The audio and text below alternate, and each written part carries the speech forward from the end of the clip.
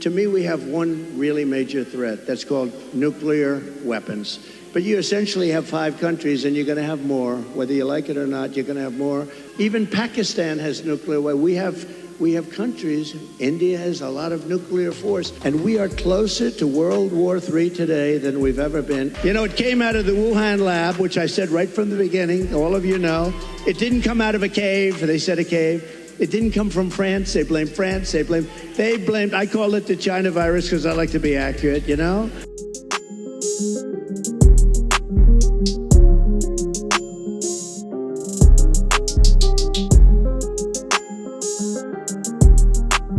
My question to you, sir, is what do you see as the major threats to the future of Michigan manufacturing, auto working jobs, and what will you do to eliminate those threats, sir? Okay, so I'll get into another little bit of a long answer, because when you say major threat, to me we have one really major threat. That's called nuclear weapons. We have other countries that are hostile to us. They don't have to be hostile to us. I always say if you have a smart president, you'll never have a problem with China, Russia, or any of them, okay? I got along great with Putin. I got along great with President Xi. I got along great with Kim Jong-un of North Korea. Everybody said, oh, you can't get along with him. He liked me. I got along great with him, and he has a lot of nuclear force.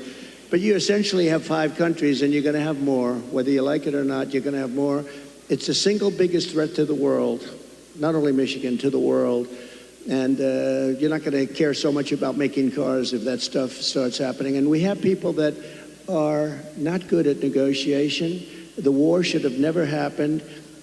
President Biden, I want to be nice. Yeah, he was so nice to me yesterday. But, you know, in one way, I sort of wish the call wasn't made, because I do feel he's so nice. I'm so sorry about what happened and all that. But I have to lay it out. We have very important, and the same with Kamala today. She could not have been nicer. But the fact is, we have to have people that are respected by the opponent, by the other side, by other countries that have this. Even Pakistan has nuclear weapons. We have countries. India has a lot of nuclear force. We have countries that have tremendous nuclear power.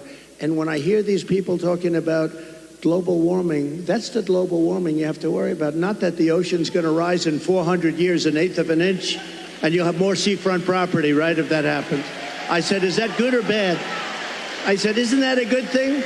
If I have a little property on the ocean, I have a little bit more property. I have a little bit more ocean. But the fact is that it's a tremendous problem.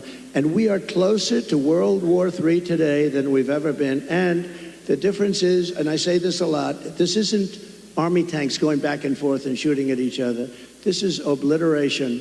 The power of these weapons, and I'm the one that revived it, and I hated to do it, but, you know, we had stuff that was 48 years old. They didn't even know if it worked.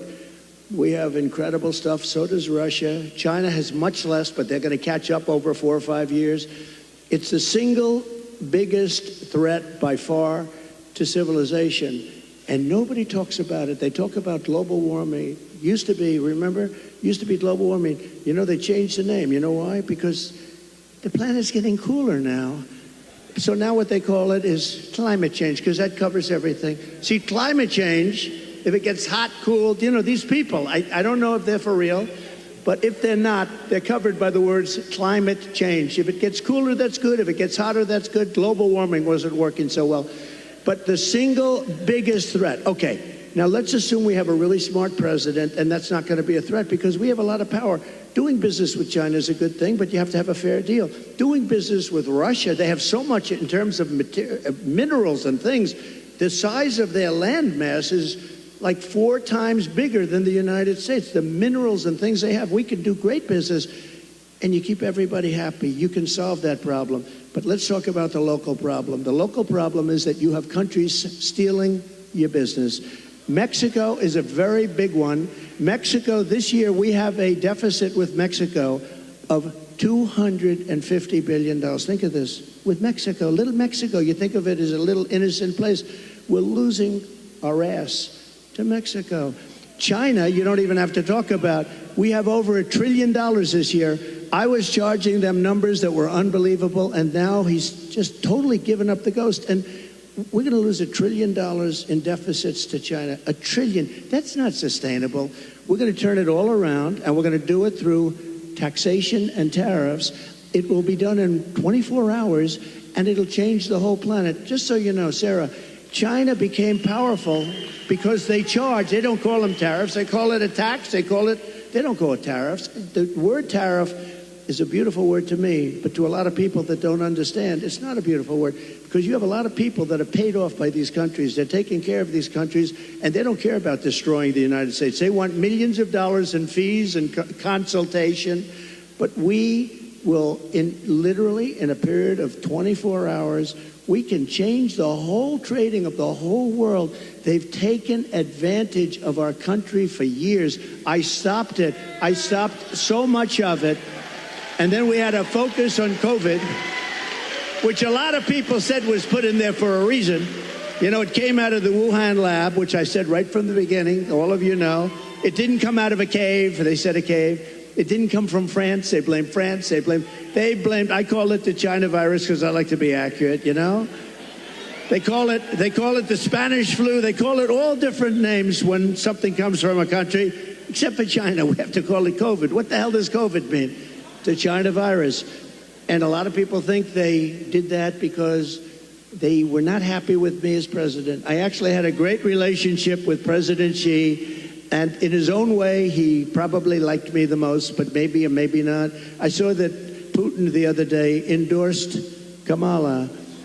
And you have to understand, these are major chess players.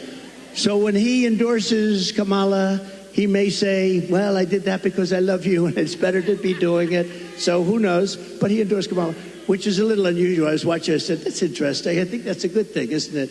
It really is. But look, we have to turn it around, and we can.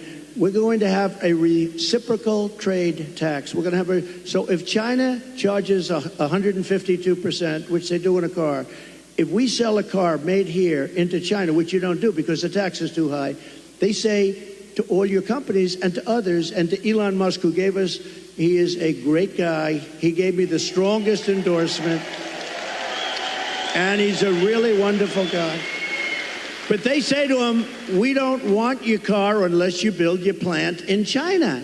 And there's nothing wrong with saying that. That's smart people say that. We haven't said it for many years. I said it. We have a lot of plants going up with Apple and other things. I said, you got to build plants. You don't build plants here, we're going to put the tariffs on your products coming in from China. So we can do it quickly, but we're going to have what's called the Reciprocal Trade Act. Now, I dealt with a senator, a very good senator, actually, but he knows nothing about trade. I said, here's what I want to do, Senator. I want to take the reciprocal trade. If they charge us 100%, we charge them 100%. He said, you mean they charge us, we charge them? You got me. How simple could it be? It was sort of cool because he doesn't care. He's a senator, doesn't care about trade, but you know. So we're going to call it the Trump Reciprocal Trade Act, or I'll leave the name Trump off as long as we do it. So when India, which is a very big abuser, he happens to be coming to meet me next week, and Modi, he's fantastic. I mean, fantastic man. A lot of these leaders are fantastic. You have to understand one thing. They're 100%. These people are the sharpest people. They're not a little bit backward. They are at the top. You know the expression, they're at the top of their game, and they use it against us. But India is very tough. Brazil is very tough. There are certain countries, I can tell you every one. I can give you from top to bottom. China is the toughest of all, but we were taking care of China with the tariffs. So we're going to do a reciprocal trade. If anybody charges us 10 cents, if they charge us $2, if they charge us 100%, 250, we charge them the same thing. And you know what's going to happen? Everything's going to disappear, and we're going to end up having free trade again. And if it doesn't disappear, we're going to take in a lot of money. Okay? But you know, the biggest beneficiary, I believe, is going to be your state. And I won't say that to other states, I promise. About your state, you are going to have plants built at a level that you haven't seen in 50 years. Okay? Great question. Thank you. Thank you.